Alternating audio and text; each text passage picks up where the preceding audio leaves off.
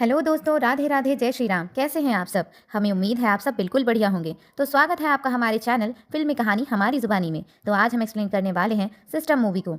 अगर आपको हमारी एक्सप्लेनेशन पसंद आए तो हमारे चैनल को सब्सक्राइब कर बेल बटन को ज़रूर ऑन कर दीजिएगा, ताकि आने वाली सभी वीडियो की नोटिफिकेशन आप तक पहुँचती रहे।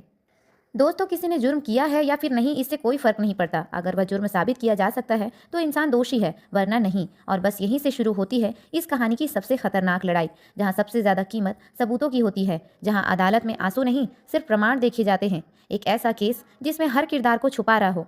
कोई कानून का इस्तेमाल कर रहा है तो कोई कानून से बचने का रास्ता। लेकिन सवाल सिर्फ इतना है, अगर सच सामने हो पर उसे साबित ही ना किया जा सके तो क्या वह इंसान सच में गुनहगार कहलाएगा? आज की यह कहानी आपके दिमाग के साथ ऐसा खेल खेलेगी जहां आखिर तक यह तय कर पाना बहुत मुश्किल हो जाएगा कि असली अपराधी कौन है और असली शिकार कौन है। तो आइए दोस्तों, आज हम सिस्टम मूवी को एक्सप्लेन करने वाले हैं। फिल्म की शुरुआत होती है रामनाथ नाम के एक आदमी से, जो कि जेल जा रहा था। लेकिन जेल जाने से रामनाथ बिल्कुल भी खुश नहीं था। दरअसल रामनाथ आज कोर्ट में केस हार चुका था और इसी वजह से उसे जेल हो गई है। लेकिन आखिर तक रामनाथ अपने वकील मिस्टर श्याम से सिर्फ एक ही बात कह रहा था, उसे फंसाया गया है, उसने कुछ भी नहीं किया। मिस्टर श्याम कहते हैं कि हम यह केस हाई कोर्ट लेकर जाएंगे। लेकिन रामनाथ अब तक टूट चुका था, क्योंकि उसके पास ना तो उम्मीद बची थी और ना ही पैसे। इसलिए वह हार कर जेल में सुसाइड कर लेता है। जिसके बाद कहानी प्रेजेंट में आ जाती है और हम देखते हैं नेहा राजवंश नाम की लड़की को, जो कि एक अच्छी खासी वकील है। लेकिन अभी तक उसने कोई भी केस नहीं लड़ा और ना ही जीता है। नेहा राजवंश वैसे तो एक पब्लिक प्रोसिक्यूटर है, लेकिन फिलहाल तो उसने कोई भी केस नहीं लड़ा। और यहीं पर हम देखते हैं सारिका रावत को। सारिका रावत दरअसल में कोर्ट में स्टेनोग्राफर की जॉब करती है। लेकिन सारिका के पास सिर्फ एक स्टेनोग्राफर का नॉलेज नहीं है, बल्कि उसके पास जज लेवल तक का नॉलेज है। जज डिसीजन सुनाते हैं, लेकिन उससे पहले ही सारिका जो है वह अपने मन में डिसीजन बना लेती है और वही डिसीजन जज सुनाते हैं। और सारिका और नेहा एक दूसरे को अभी जानते नहीं। लेकिन यहाँ हमें मालूम चलता है कि नेहा को अपना पहला केस मिल चुका था। लेकिन नेहा काफ़ी ज़्यादा डरी हुई थी, क्योंकि उसने आज से पहले कोई भी केस नहीं लड़ा था। हम देखते हैं नेहा के चीफ भी यहाँ आए हुए थे और यह केस दरअसल में चीफ एहलाद ने ही नेहा को दिलाया था। तो केस स्टार्ट हो चुका था। नेहा जो है वह पब्लिक प्रोसिक्यूटर है, मतलब कि सरकारी वकील। तो पुलिस जिन लोगों को अरेस्ट करती है, जिन्हें वह गुनहगार मानती है, तो यहाँ पर पब्लिक प्रोसिक्यूटर का काम होता है उन्हें सजा दिलवाना। यहाँ पर इंस्पेक्टर राठी ने भी एक केस लेकर आए थे और यह केस था एक बहुत ही फेमस बार के मालिक जगदीश सिंह के ऊपर। उनके ऊपर आरोप लगा है कि वह उनके बार में कोकीन की स्मगलिंग करवाते हैं। और तो और यहाँ पर सारी चीज़ें बिकती हैं जो कि इलीगल होती हैं। तो यहाँ इंस्पेक्टर राठी बताते हैं कि जब उन्होंने जग्गी के बार में रेड मारी थी तो वहाँ उन्हें उनके बार में 103 ग्राम कोकीन मिला था। और तो और जग्गी का जब ब्लड टेस्ट करवाया गया था तो उसके खून में भी ड्रग पाया गया था। लेकिन जग्गी बताता है कि वह अपने बार में लगभग 3 से 4 हफ्तों के बाद एक दिन ही आता है और वह बहुत बड़ा आदमी है। इसी वजह से वह इन सारी चीज़ों पर ध्यान नहीं देता। रही बात कि उसके कोकीन के बारे में, तो यह बात उसे नहीं पता, क्योंकि उसके बार में सीसीटीवी कैमरे लगे हुए थे, लेकिन फिलहाल वह खराब थे।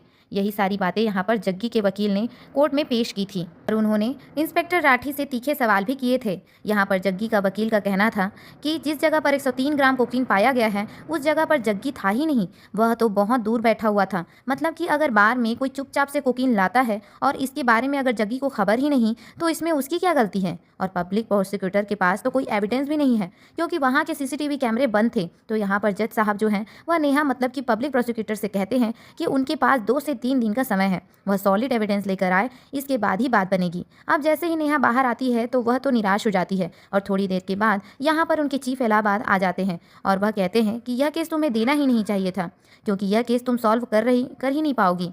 और अब यहाँ पर वह कहते हैं कि मैं अब सोचूंगा कि इस केस को आगे बढ़ाना है या फिर नहीं। लेकिन यहाँ नेहा को इस केस के लिए एक मौका और चाहिए था। जिसके बाद हम देखते हैं रवि राजवंश नाम के एक बहुत बड़े वकील को, जिनके साथ एक बहुत बड़ी टीम चलती है और हाल ही में उन्होंने फिर से एक केस जीत लिया है। उनके क्लाइंट हैं विक्रम बजराल। इसी तरह के केस में फंसते रहते हैं, लेकिन यहाँ पर रवि जो है वह इन केस को आराम से सॉल्व कर लेता है। लोगों का कहना यह है कि रवि राजवंश को दरअसल में प्रूफ करना आता है, इसी वजह से वह किसी को भी फंसा सकते हैं या फिर किसी को भी बचा सकते हैं। यहीं पर एक राघव नाम का कोर्ट रिपोर्टर था, जो कि तीखे सवाल पूछता है, लेकिन हर बार रवि राजवंश के पास कुछ ऐसे उत्तर होते हैं जिनके बाद राघव के पास कोई भी सवाल नहीं होता। और तभी हम देखते हैं कि नेहा जो है वो सारी चीज़ें दूर से देख रही थी। यहाँ हमें एक बात बताई जाती है कि दरअसल में नेहा राजवंश जो है वह रवि राजवंश की बेटी है। इसके बावजूद वह अपने पिता के फर्म में काम नहीं करती। यहाँ नेहा का असिस्टेंट आत्मा नेहा से कहता है कि आपके पिता के फर्म में ज्वाइन होने के लिए क्या क्राइटेरिया पार करना होगा। तब नेहा कहती है कि वह क्राइटेरिया बहुत बड़ा है, जिसमें मैं भी नहीं आती हूँ। इसलिए मैं अभी भी अपने पिता के फर्म में दूर हूँ और हमारी फैमिली की लेगेसी जो है वह पब्लिक प्रोसिक्यूटर से ही स्टार्ट होती है। लेकिन अगर हम इसी तरह से केस लड़ते रहे ना तो उनके क्राइटेरिया में कभी आ ही नहीं पाएंगे। जिसके बाद हम देखते हैं सारिका रावत को, जो कि स्टेनोग्राफर है। वह ऑफिस के काम को बहुत ही प्रोफेशनली तरीके से संभालती है। जिसके बाद वह अपने घर जाती है, जहां हम देखते हैं सारिका के पति लक्ष्मण को। लक्ष्मण जो है वह पूरी तरह से अपाहिज है, क्योंकि एक एक्सीडेंट में उन्होंने अपने दोनों पैर गंवा दिए हैं। यहीं पर हम सारिका की बेटी कुसुम को देख पाते हैं। कुसुम जो है वह बहुत ही इंटेलिजेंट है। पढ़ाई में वह हमेशा टॉप करती है और हाल ही में जो साइंस का टेस्ट हुआ है ना, उसमें उसने 96 नंबर लाए हैं और उसे एक कंपटीशन के लिए सेलेक्ट भी किया गया है। लेकिन कुसुम ने मना कर दिया, क्योंकि उस कंपटीशन के लिए कुछ पैसे लग रहे थे और यहाँ सारिका के पास इतने पैसे नहीं हैं कि वह अपनी बेटी को वहाँ भेज सके। लेकिन सारिका उससे कहती है कि तुम्हें इस कंपटीशन में हिस्सा लेना चाहिए, पैसे का जुगाड़ वो कर लेगी।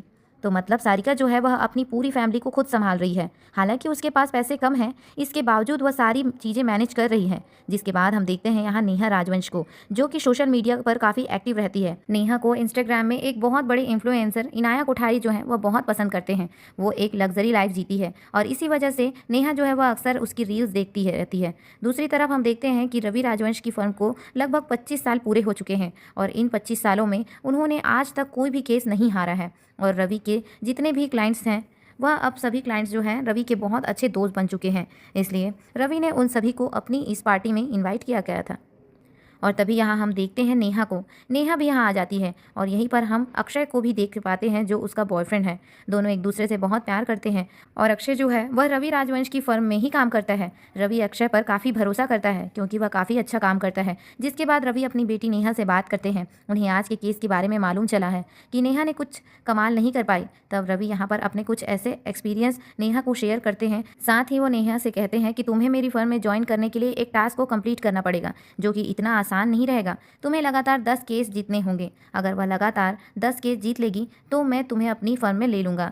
यह सुनकर नेहा खुश हो जाती है और वह उस चैलेंज को एक्सेप्ट कर लेती है। लेकिन फिलहाल नेहा की प्रॉब्लम यह है कि जो केस फिलहाल में चल रहा है, अभी वह केस शायद नेहा नहीं जीत पाएगी। हालांकि नेहा ने बार बार एलावत सर के पास मैसेज किए हैं, उससे यह केस नहीं छीना जाए, उसे एक लास्ट मौका दिया जाए। तो वहीं बलराज जो है वह रवि का अब सबसे पुराना क्लाइंट है। इसी वजह से उनके बीच में अच्छी खासी दोस्ती है। लेकिन बलराज का बिहेवियर बिल्कुल भी ठीक नहीं है, जो लोगों से ठीक ढंग से बात नहीं करता और वह काफ़ी घटिया किस्म का आदमी है। और तभी हम देखते हैं नेहा के पास चीफ एलावत सर का मैसेज आता है, जो कि उसे लास्ट चांस दे देते हैं। अलावा सर ने क्लियर कर दिया था कि यह उसका लास्ट चांस है, उसके बाद उसे कोई भी बड़े केस नहीं दिए जाएंगे। लेकिन नेहा तो इसमें बहुत खुश हो गई थी। जब वह अगले दिन ऑफिस जा रही थी, तभी वह बीच रास्ते में इनायत कोठारी की रील्स देख रही थी। इनायत कोठारी जो है वह अपने बारे में और अपनी पर्सनल लाइफ के बारे में अक्सर सोशल मीडिया पर शेयर करती रहती है, जो सारी रील पर नेहा जो है वह देखती रहती है, क्योंकि वह उनकी बहुत बड़ी फ़ैन है। तो वहीं राघव रिपोर्टर जो है वह अपने न्यूज़ में छापता है कि एक तरफ तो रवि जो है वह अपने केस को हारते नहीं, दूसरी तरफ उनकी बेटी कोई केस जीतती नहीं। और तभी हम देखते हैं नेहा की कार के सामने अचानक सारिका आ जाती है। सारिका यह देखकर पूरी तरह से डर जाती है। लेकिन तब सारिका की नज़र पड़ती है नेहा पर। नेहा से वह कहती है कि मैं ऑफिस जाने में काफ़ी लेट हो रही थी, क्या तुम मेरी मदद कर सकती हो? जिस पर नेहा कहती है वह ऑफिस से जा रही है, इसलिए वह कार में आ सकती है। जिसके बाद उन दोनों के बीच में बातें होने लगती हैं। सारिका यहाँ पर नेहा से कहती हैं कि पब्लिक प्रोसिक्यूटर बनकर कैसा लग रहा है।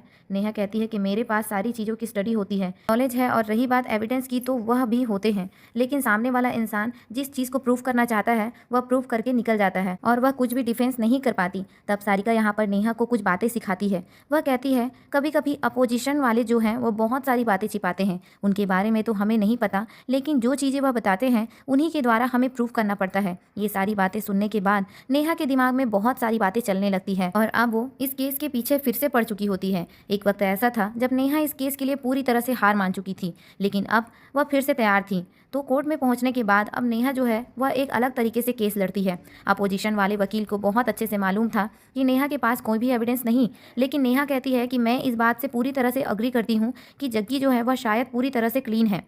शायद उसे यह भी नहीं पता था कि उसके बार में ड्रग्स बेचा जाता है या फिर ड्रग्स की डील होती है। लेकिन यह बात तो खुद जग्गी ने ही एडमिट की है कि उनका सीसीटीवी कैमरा जो है वह कई महीनों से बंद था। यह बात पता हुए भी अपना सीसीटीवी कैमरा उन्होंने नहीं सुधरवाया। तो नेहा कहती है under the foot safety and standards act of 2006 के अंतर्गत ओनर की जगह पर कुछ इलीगल चीज़ें या फिर कुछ चीज़ें गलत होती हैं तो इसका जिम्मेदार जो है वह ओनर ही होता है। जब यह सारी चीज़ें वकीलों ने सुनी तो वह तो पूरी तरह से हैरान रह चुके थे। और इसी चीज़ को देखते हुए यहाँ पर जज साहब जो हैं वह केस को नेहा के फेवर में सुनाते हुए कहते हैं कि जग्गी को बहुत अच्छे से मालूम था कि उनके बार में ड्रग्स की डील होती है, और यह बात पता होते हुए भी उन्होंने सीसीटीवी कैमरे नहीं लगाए, मतलब कि यह सबूत को छुपा रहे थे। सेक्शन 66 के अंतर्गत उन्हें अपराधी माना जाता है, इसलिए जग्गी को 10 साल की जेल जुर्माना देना होगा। यह देखकर यहाँ पर सारिका भी खुश हो जाती है, क्योंकि यहाँ नेहा ने बहुत ही निडर रूप से इस केस को लड़ा था। और अब नेहा जो है वह सारिका से मिलने के लिए आती है। वो उसे थैंक यू कहती है, क्योंकि यह केस वह उसी की वजह से जीत पाई थी। पर सारिका कहती है कि यह जीत तुम्हारी है। और थोड़ी देर बाद यहाँ पर राघव कोर्ट रिपोर्टर आ जाता है। वो जब वह सारी बातें सुनता है तो उसे भी खुशी होती है। हालांकि नेहा और राघव के बीच में कुछ बनती नहीं, क्योंकि राघव जो है वह नेहा के बारे में अपनी न्यूज़ में कुछ भी अच्छा नहीं लिखता। लेकिन शायद आज राघव जो है वह अपने न्यूज़ में नेहा के बारे में कुछ अच्छा लिखने वाला था। इसके बाद हम देखते हैं नेहा को, जो अपने घर पहुंचती है, जहां रवि को यह बात मालूम चल चुकी थी कि उसकी बेटी ने यह केस जीत लिया है। यहीं पर हम आलोक राजवंश को देखते हैं, जो कि नेहा का बड़ा भाई है, रवि का बेटा है। आलोक भी यहाँ पर नेहा की तारीफ करता है। वो कहता है कि जिस तरह से तुम पब्लिक प्रोसिक्यूटर बनकर केस लड़ रही हो, उसी तरह से मैं भी एक दिन पब्लिक प्रोसिक्यूटर था। उसके बाद ही मैं पिताजी के फर्म में ज्वाइन हुआ। नेहा कहती है कि मुझे तो बस उस जगह से निकलना है और यहाँ पहुँचना है। लेकिन यहाँ पर रवि कहते हैं कि यह इतना आसान नहीं है, क्योंकि अभी बहुत उतार चढ़ाव आएंगे। पर रवि कहते हैं कि मैंने तुम्हारे केस को बहुत ही अच्छे से स्टडी किया है, तुम्हारी ट्रांसक्रिप्ट को पूरा पढ़ा है। तुम्हारा ओपनिंग आर्गूमेंट जो है वह ठीक नहीं था, लेकिन क्लोजिंग आर्गूमेंट जो है वह बहुत ही कमाल का था। ऐसा लग रहा था जैसे कोई तुम प्रोफेशनल वकील हो। जिस तरह से तुमने मुद्दे उठाकर लेकर आई, जिस तरह से तुमने सेक्शन 66 के बारे में बात की, इस चीज़ के लिए तो कोई वकील पहले से तैयार रह रही है। मतलब कि तुमने बहुत ही अच्छा काम किया। नेहा के पिताजी भले यह सारी बातें बोल रहे थे, लेकिन नेहा के दिमाग में अब सिर्फ सारिका चल रही थी, क्योंकि सारिका की वजह से ही तो यह सब कुछ हो पाया था। इसलिए अब नेहा जो है वह अगले दिन सारिका से मिलती है और बिना बात घुमाए यहाँ नेहा सारिका से कहती है कि अगर तुम इसी तरह से केस में मेरी मदद करती रही तो तुम्हें पर केस 10,000 रुपये दूंगी। यह सारी बातें सुनने के बाद सारिका भी अपना मन बना लेती है कि वह नेहा की मदद करेगी, क्योंकि सारिका को भी पैसों की ज़रूरत थी। लेकिन यहाँ सारिका कहती है कि वह एक केस के 10,000 रुपये नहीं बल्कि 20,000 रुपये चार्जेस लेगी, जिसके लिए नेहा भी मान जाती है। सारिका उससे कहती है कि सैटरडे संडे छुट्टी होगी और फिर रोज़ हम 7 बजे के बाद काम करेंगे। और इस रेस्टोरेंट के में नेहा के आने की सबसे बड़ी वजह यह है कि इनायत कोठारी ने इस रेस्टोरेंट को 5 स्टार दिए थे। इसी वजह से नेहा को यहाँ पर आना पड़ा, क्योंकि वह इनायत कोठारी की बहुत बड़ी फ़ैन है। जिसके बाद हम देखते हैं एक अनजान लड़की को, जो कि एक कार से निकलती है और फिर सीधा बजराल के घर पर जाने लगती है। वहाँ जब उसके पास गई तो हमने देखा कि दोनों एक दूसरे के काफ़ी नज़दीक थे, उनके बीच में ज़रूर रिलेशनशिप था। साथ ही हम देखते हैं कोई तो था जो कि उनके फ़ोटो क्लिक कर रहा था। जिसके बाद हम देखते हैं इंस्पेक्टर राठी को, जो अपनी गर्लफ्रेंड के साथ था, और उसकी गर्लफ्रेंड कोई और नहीं बल्कि सारिका रावत ही थी। यह देखकर सारे व्यूअर्स जो हैं वह हैरान हो चुके थे, लेकिन सारिका रावत की ज़रूर कोई ना कोई मजबूरी रही होगी। इंस्पेक्टर राठी तो उसे बहुत मना रहा था कि वह रोज आए, लेकिन सारिका कहती है कि हम रोज नहीं मिल सकते। वह उसे इतना भाव नहीं दे रही थी। जिसके बाद हम देखते हैं नेहा को, जो कि एक छोटी सी बच्ची रुखसार से मिलने के लिए आती है। दरअसल प्रमोद नाम के एक आदमी ने रुखसार के साथ दुष्कर्म किया था। इसी वजह से नेहा जो है वह रुखसार का केस लड़ने वाली थी। नेहा ने जब उससे सवाल पूछे तो यहाँ नेहा को मालूम चला कि दरअसल में रुखसार जो है वह सिर्फ 19 साल की है, लेकिन उसे देखकर ऐसा लग रहा था कि वह 19 साल की नहीं है, वह जरूर अपनी एज छुपा रही है। अब नेहा के पास एक नया केस आ चुका था, इसलिए नेहा इस केस के बारे में सबसे पहले सारिका को बताती है। उसे तुरंत ही अपने घर बुला लेती है। अब वह दोनों मिलकर रुखसार के केस को डिस्कस करने लगती हैं। सारिका उसे समझाती है कि यह केस इतना आसान नहीं होगा। सामने वाला वकील बताएगा कि जो भी उनके बीच में हुआ है वह दोनों की सहमति से हुआ है। जो सारी बातें सारिका ने बोली थी वही हुआ। वो जज साहब के सामने बताता है कि उन दोनों के बीच में जो कुछ भी हुआ है वह उनकी सहमति से, एक दूसरे के प्राइवेट रूम में जब एक लड़का और एक लड़की रहते हैं तो इससे कोई भी फ़र्क नहीं पड़ना चाहिए, क्योंकि वह उनकी सहमति से हुआ है। जिसके बाद सारिका यहाँ पर नेहा से कहती हैं कि अगर वह 19 साल की है तो ठीक है, लेकिन अगर वह नाबालिग है तो यह केस बहुत ही स्ट्रांग हो जाएगा। और अब नेहा रुखसार की एज के बारे में पता करने लगती है। साथ ही नेहा सारिका के घर भी आती है, जहां पर नेहा सारिका के पति से मिलती हैं, जो कि अपाहिज थे। सारिका नेहा को अपने परिवार की हालत के बारे में बता दिया करती थी। साथ ही सारिका जो है वह नेहा से इस केस के बारे में डिस्कस भी करती थी। तो जब नेहा इस केस के बारे में इंफॉर्मेशन निकाल रही थी, तभी राघव का एक वीडियो जो है वह नेहा के पास आ जाता है, और यह देखकर नेहा जो है वह पूरी तरह से हैरान रह चुकी थी। अब यह वीडियो जो है यह कोर्ट में चलाया जाता है, जहां कोई भी पब्लिक नहीं था, क्योंकि यह वीडियो जो है वो रुखसार और प्रमोद का था, जहां पर कि रुखसार जो है वह चिल्ला रही थी, रो रही थी कि उसके साथ यह सारी चीज़ें ना किया जाए। और साथ ही कोर्ट में यह बात भी प्रूफ हो चुकी थी कि रुखसार जो है वह सिर्फ 16 साल की है। इसी वजह से प्रमोद को यहाँ पर मुजरिम ठहराया जाता है और उसे 20 साल की जेल हो जाती है। तो अब नेहा जो है वह एक केस और जीत जाती है। सारिका जब अपने घर पहुंचती है तो वह अपने पति लक्ष्मण से बात करती हैं।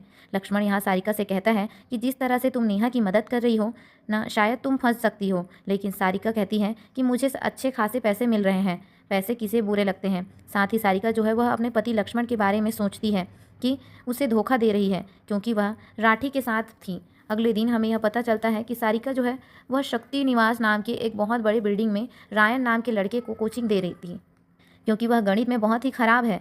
हर शाम सारिका उसे कोचिंग देती है, फिर वापस आ जाती है। तो वहीं दूसरी तरफ हम देखते हैं नेहा को केस जीतने की खुशी में वह एक क्लब में पार्टी कर रही थी और उसने सारिका को भी यहाँ बुलाया था। सारिका ने यहाँ पर डांस करना स्टार्ट किया और दोनों ही यहाँ पर खूब एंजॉय कर रहे थे।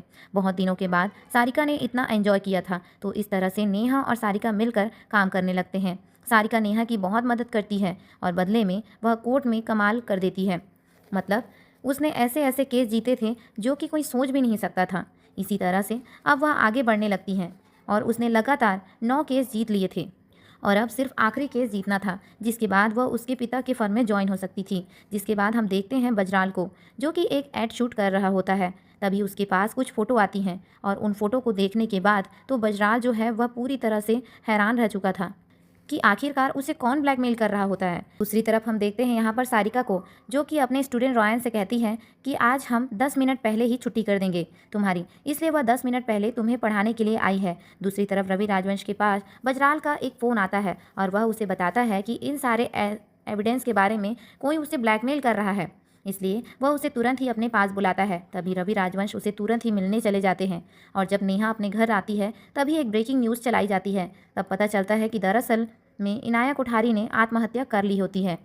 उसने सूर्य निवास बिल्डिंग में जहाँ की वो रहती है वहीं पर उसने फांसी लगाकर खुद को ख़त्म कर लिया है। यह न्यूज़ देखकर सभी लोग हैरान रह जाते हैं और चीफ एलावत सर जो हैं वह नेहा को अपने पास बुलाते हैं, जहाँ इंस्पेक्टर प्रकाश भी बैठे हुए थे और वो यहाँ पर नेहा को बताते हैं कि जिसे सभी लोग सुसाइड मान रहे हैं वह दरअसल में सुसाइड नहीं है, दरअसल में यह एक मर्डर है। मतलब कि इनाया कोठारी को किसी ने मारा है और उन्हें वहाँ से कुछ सबूत भी मिले हैं, जिससे कि उन्हें पूरा पता चल रहा है कि इनका मर्डर हुआ है। तो नेहा जो है इस केस को लड़ने के लिए मान जाती है। रावत सर ने उसे यह केस दिया था, लेकिन दूसरी तरफ हम देखते हैं यहाँ रवि जो है वह केस लड़ने वाले थे, मतलब कि वह बजराल का केस लड़ने वाले थे। और उन्हें जब पता चला कि पब्लिक प्रोसिक्यूटर के रूप में यहाँ पर नेहा है उनके सामने खड़ी है, तो वह नेहा से कहते हैं कि अब वह यह केस नहीं लड़ेगी। लेकिन नेहा नहीं मानती। नेहा कहती है कि मैं अगर आपकी बेटी ना होती तो भी आप मुझसे बिल्कुल यही बात कहते। लेकिन रवि कहते हैं कि मैं नहीं चाहता हूँ कि राजवंश का नाम खराब हो। बजराल हमारा बहुत पुराना क्लाइंट है और मैं उसे बचाने के लिए कुछ भी नहीं कर सकता हूँ।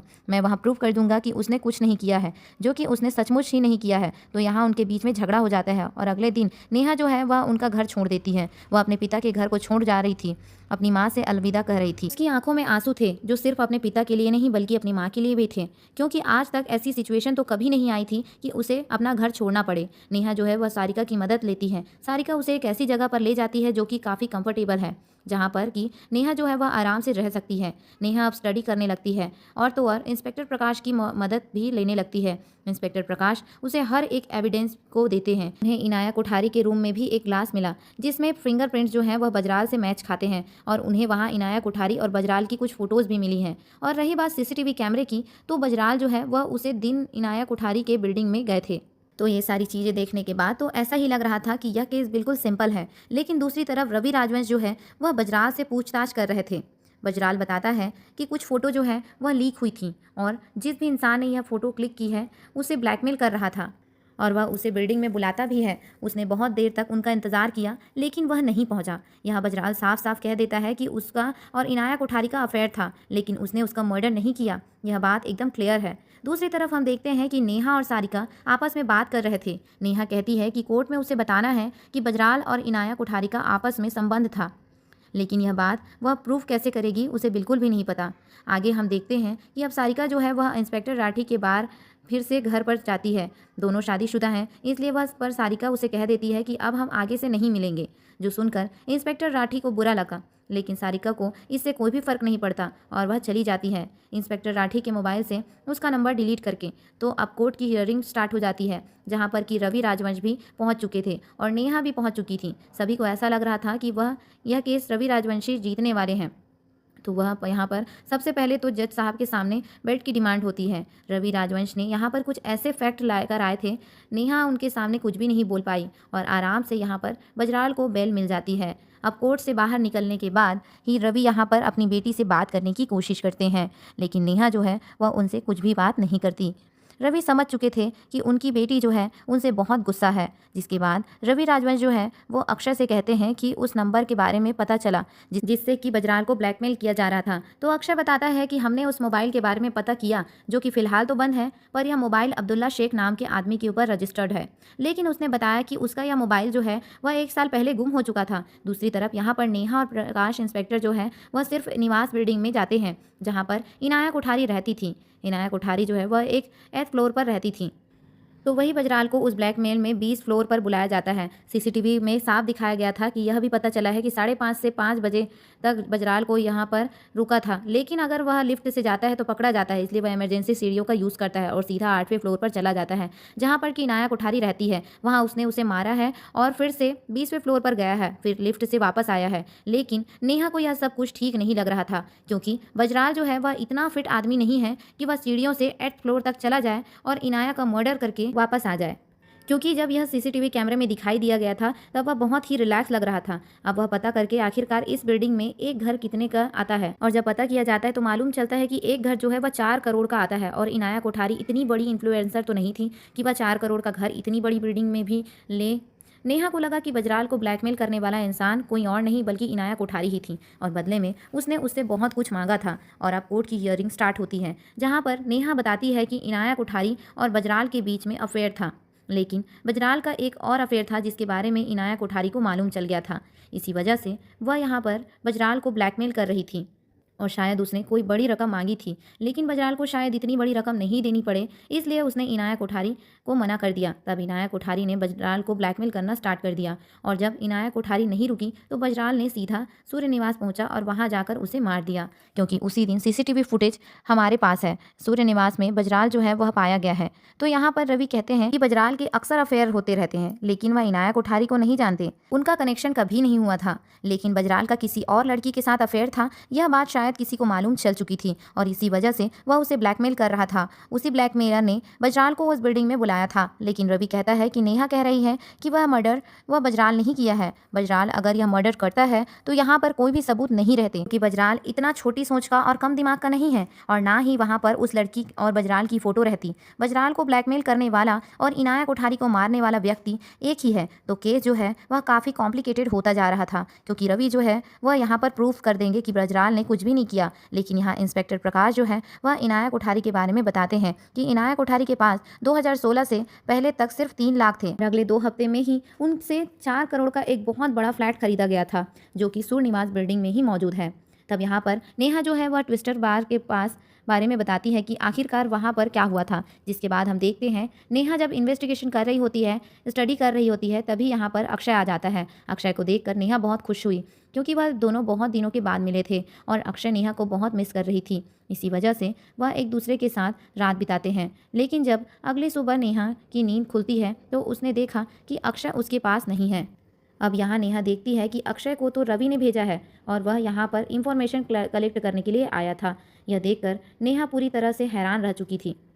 तो अब नेहा ने ट्विस्टर बार केस को भी बहुत अच्छे से स्टडी कर लिया था, और अब जब हियरिंग होती है तब यहाँ पर नेहा जो है वह उसी मुद्दे को सामने रखती है और कहती है कि आप लोगों ने कहा है कि बजराल और तो इनाया के बीच में कोई भी संबंध नहीं था, लेकिन मैं यहाँ पर कोर्ट में सिर्फ एक ही बात की दरख्वास्त करना चाहती हूँ। 2016 के बाद से यहाँ पर बजराल के सारे कॉल रिकॉर्ड्स हमारे सामने लाए जाएँ, तो और उनके सारे बैंक स्टेटमेंट भी यहाँ पर सामने लाए जाएँ। अगर सारे स्टेटमेंट सामने आ जाते हैं तो फिर हम इस केस में एक मजबूत पकड़ पा सकते हैं।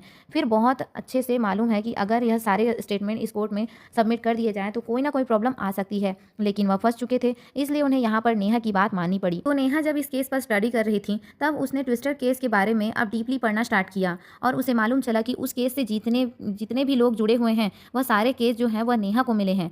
नेहा ने देखा कि ट्विस्टर बार के केस में जितने भी लोग अपराधी थे उनमें से सिर्फ एक ही इंसान जो है उनको सज़ा मिली थी और उसका नाम था रामनाथ। बाकी सारे लोग जो हैं रिहा हो चुके थे।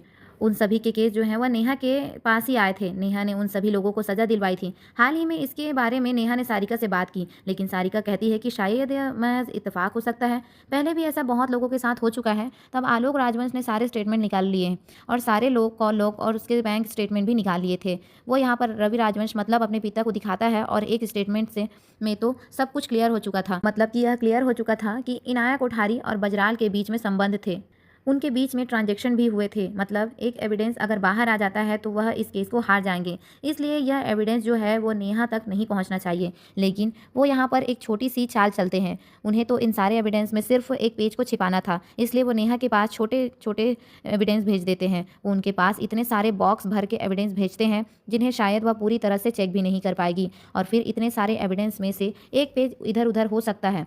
तो अब बहुत सारे बॉक्स भर के नेहा के पास एविडेंस भेजे जाते हैं, जिन्हें देखकर आत्माराम तो हैरान रह चुका था। आखिरकार वो इन्हें कैसे चेक करेगा। जिसके बाद हम देखते हैं कि नेहा जो है वह मिस्टर श्याम नाम के वकील से मिलने के लिए जाती हैं। मिस्टर श्याम जो है वह एक ईमानदार वकील हैं, तो नेहा उनसे मिलती है और बहुत सारी बातें करती हैं। मिस्टर श्याम और नेहा के बीच में यहाँ पर बहुत सारी बातें होती रहती हैं। अब नेहा जब घर वापस जाती हैं तब आलोक राजवंश उनका इंतज़ार कर रहा होता है। उसने दरअसल में माँ की बनी कोफ्ते की सब्जी लेकर आया था, जो कि नेहा को बहुत ज़्यादा पसंद है। और यहाँ आलोक नेहा से कहता है कि मुझे तुम पर प्राउड फील होने के साथ साथ तुमसे जलन भी हो रही है, क्योंकि जो तुम करना चाहती हो शायद मैं भी यह बहुत पहले से करना चाहता था, लेकिन उसमें इतनी हिम्मत नहीं है कि वह अपने पिता के खिलाफ जा पाए। और यह देखकर यहाँ दोनों भाई बहन जो हैं वह थोड़े से इमोशनल हो जाते हैं। और जाते जाते आलोक ने वो एविडेंस वाली फाइल जो है वो यहाँ पर टेबल के सामने रख दी थी। यह देखकर नेहा हैरान रह चुकी थी, क्योंकि आलोक यहाँ पर नेहा का साथ दे रहा था। उसे बहुत खुशी हुई कि कम से कम कोई उसका साथ तो दे रहा है। जिसके बाद हम देखते हैं कि सारिका जो है वह बार बार नेहा के पास कॉल कर रही थी, लेकिन नेहा जो है उसका कॉल नहीं उठा रही थी। लेकिन नेहा जो है वह सारिका से मिलकर बात करना चाहती थी। वह कहती है सारा केस समझ में आ चुका है। उसे पता चल गया कि यह मर्डर आखिरकार किया किसने है। नेहा यहाँ पर बताती है कि यह मर्डर जो है वह तुमने किया है। यह सुनकर सारिका हैरान रह चुकी थी। उसका पति भी उसे खुली आंखों से देखने लगता है। नेहा बताती है कि वह हाल ही में मिस्टर श्याम से मिलकर आ रही है और उसने इस बार के ट्विस्टर के बारे में सब कुछ बता दिया है। हर केस में तुम इन्वॉल्व पाई गई हो। यह सुनकर लक्ष्मण कहता है कि अब तुम्हें सारी चीज़ें पता चल गई हैं, कि तुम सिर्फ फैक्ट पर ध्यान मत दो, क्योंकि तुम सिर्फ कहानी सुन रही हो, तुम्हें असलियत कुछ भी नहीं पता। लक्ष्मण बताता है कि रामनाथ को सजा हुई थी। रामनाथ उसमें अपराधी घोषित हुआ था, लेकिन पता है वह कौन था? रामनाथ दरअसल में सारिका का भी था, जो कि ट्विस्टर बार में ही काम किया करता था, लेकिन उसे इंसाफ नहीं मिला। उस वक्त सारिका प्रेग्नेंट थी। दर बदर उसने धक्के खाए थे। हर एक दरवाजे पर पहुंची, मदद मांगी, लेकिन उसे कहीं भी कोई मदद नहीं मिली। अब नेहा बताती है कि आखिरकार उसे यह सारी चीज़ें कैसे पता चली। नेहा जो है वह सबसे पहले इंस्पेक्टर राठी के पास गई थी। इंस्पेक्टर राठी ने बताया कि दरअसल मैं वह सारिका के लिए काम कर रहा था। सारिका ने ही मुझसे कहा था कि वह जग्गी के बार में जाए और वहाँ ड्रग्स को इम्प्लॉट करे। जिसके बाद यहाँ पर सारिका ने उसे फंसा दिया, क्योंकि जग्गी जो है वह ट्विस्टर बार का मैनेजर था। जिसके बाद बात आती है प्रमोद की। प्रमोद जो है वह ट्विस्टर बार का असिस्टेंट मैनेजर था। प्रमोद उस नाबालिग लड़की के साथ दुष्कर्म करता हुआ पाया गया था और उसका जो फुटेज है यह सारिका के पास था। वह फुटेज दरअसल में राघव को उसी ने दिया था, पर यह सारी बातें राघव ने नेहा को बता दी थी।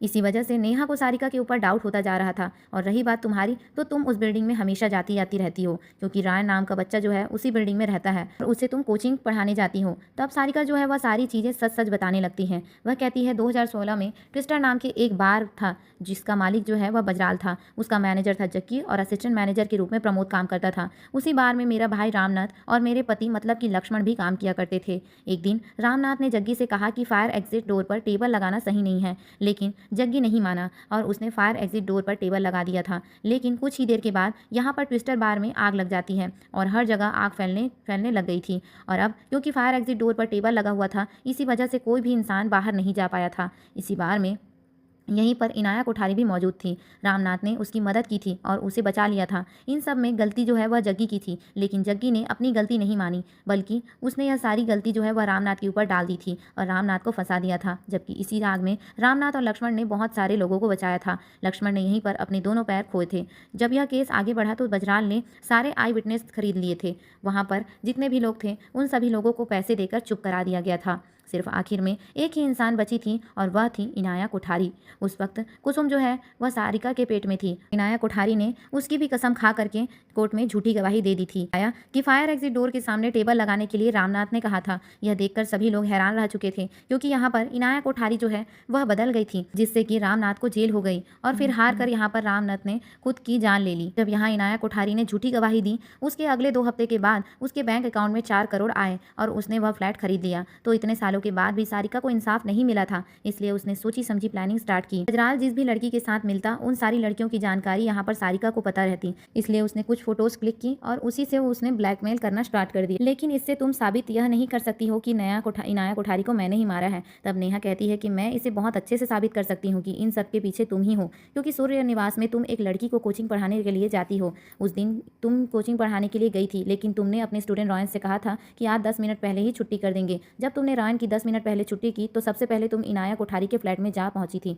10 मिनट के अंदर तुमने उसका काम तमाम कर दिया और फिर वहां से रोज की तरह वापस आ गई, ताकि सीसीटीवी कैमरे में तुम टाइम पर आ सको और ताकि किसी को शक भी ना हो। सारिका कहती है कि यह बात भी तुम कैसे साबित करोगी? तभी हम देखते हैं कि इनके बीच में जो भी बातें हो रही थी, नेहा ने वह सारी बातें रिकॉर्ड कर ली थी। तो अब नेहा के पास सॉलिड एविडेंस आ चुके थे, जिससे कि अब वह सारिका को आराम से लोगों के सामने ला सकेगी। नेहा यहाँ पर सारिका से जानना चाहती थी कि आखिरकार जितने भी केस जो हैं वह मेरे पास आए हैं, राठी के साथ साथ सर एलावत के साथ भी तुम सोती हो? जिस पर कि सारिका कहती है कि मेरे पास पैसे नहीं थे, मेरे पास जो था उस सारी चीज़ों को उसने दांव पर लगा दिया था, क्योंकि उसे इंसाफ चाहिए था। सारिका कहती है कि मैंने तुम्हारा ज़रूर यूज़ किया है, यह बात मैं मानती हूँ, लेकिन मेरे दिल में तुम्हारे खिलाफ कुछ भी नहीं है। सारिका कहती है कि अब तो तुम्हें सारी चीज़ें पता चल चुकी हैं, मैं तुम्हें बिल्कुल भी नहीं रोकूंगी। जो भी तुम डिसीजन लोगी उस डिसीजन का मैं सम्मान करूंगी, मैं तुम्हें बिल्कुल नहीं रोकूंगी। आगे हम देखते हैं कि नेहा जो है वह अपने पिता मतलब कि रवि राजवन के से मिलने जाती है, तो उनसे पूछती है कि आखिरकार एक जुर्म करने वाला इंसान आखिरकार बुरा कैसे हो जाता है? जिसने जुर्म किया है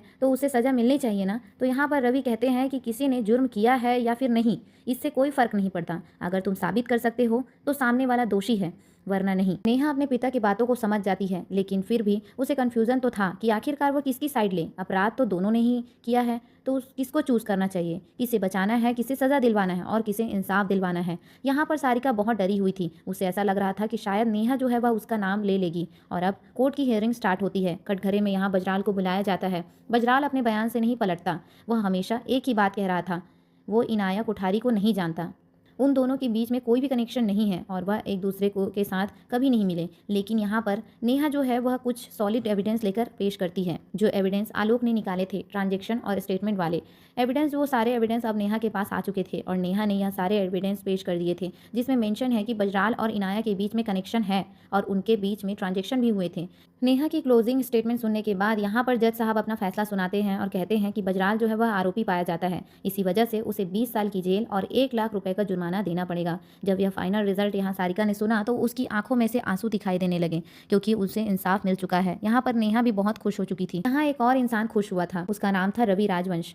और मुझे ऐसा लगता है कि आलोक ने यहाँ पर उसकी मदद की है, लेकिन इन सब के पीछे रवि का हाथ है। रवि ने ही अपने बेटे आलोक से कहा होगा कि यह सारे स्टेटमेंट जो है वह नेहा को दे दें, क्योंकि उन्हें बहुत अच्छे से मालूम है कि बजराल जो है वह एक अच्छा इंसान नहीं है और अगर वह अपनी लाइफ का पहला केस हार भी रहे हैं तो वह अपनी बेटी के लिए हार रहे हैं और उन्हें यह बात नहीं पता कि बजराल जो है वह यह केस में आरोपी है या फिर नहीं। लेकिन उन्हें यह पता है कि बजराल जो है वह ठीक इंसान नहीं है, क्योंकि रवि ने बजराल को पहले भी बहुत बार बचाया है जिसमें वह आरोपी था, लेकिन रवि ने हमेशा प्रूफ कर दिया कि बजराल जो है वह एकदम क्लीन बंदा है। इसी वजह से अब उन सारे गुनाहों की सज़ा जो है उसे आज मिलनी चाहिए। जिसके बाद सारिका जो है वह नेहा से मिलती है। यहाँ पर सारिका नेहा से कहती है कि मैं तुम्हें थैंक यू बोलूं या फिर सॉरी, मुझे समझ नहीं आ रहा। लेकिन यहाँ नेहा कहती है कि मैंने अपने पिता को देखा है, जो कि गलत लोगों को भी बचा लेते हैं सिर्फ प्रूफ करके। जिस तरह मेरे पिता के गुनाहों के सामने मेरी आंखें झुकी हैं, मैंने ऐसा बिल्कुल नहीं चाहती कि कुसुम की आंखें जो हैं वह तुम्हारे आगे झुकें। इसी वजह से मैंने तुम्हें इंसाफ दिलवाया। सारिका कहती है कि आज राजवंश से हटके तुमने अपना नाम कमाया है,